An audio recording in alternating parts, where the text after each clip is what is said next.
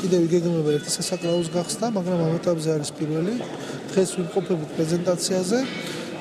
ამ სასაკლაოსი მინდა გითხრათ, რომ ეს ინვესტიციების კუთხით იყო მნიშვნელოვანი ერთის მხრივ.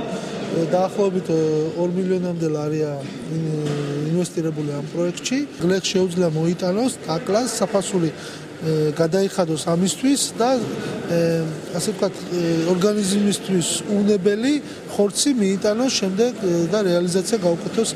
არანაირი ისეთი დარღვევები აქ არ იქნება, რომ მაგალითად ვეცსანიტარული ღონისძიებები, რომ ესე იგი ცხოველი შემოვიდეს მკვდარი და ესე იგი ამის შედეგად მიღებული ეს ხორცი გაიყიდოს ბაზარში, ასეთ ადგილს, ასეთ საშუალებას ესე იგი ადგილი არ იქნება, არის ძალიან კარგი, რომ ესე იგი ადგილზევე ხდება ცხოველების დაკულა და ეს აქედან გამოსტანილი ხორცი ესე იგი მექანიზებულად დანაწილებული იქნება ბაზრებში, მარკეტებში. კომბინეში დღეში 600 ძრახა დაუსრა, მაგრამ ამ ხელა ბაზარი აზარა არ არის. თურქეთში, ირან, ირაკ, აქედან მეორე ქალბა, სუძუქ, სოსის და გააკეთა ასეთი პროგრამები და მაქცემი ასეთი მიზა.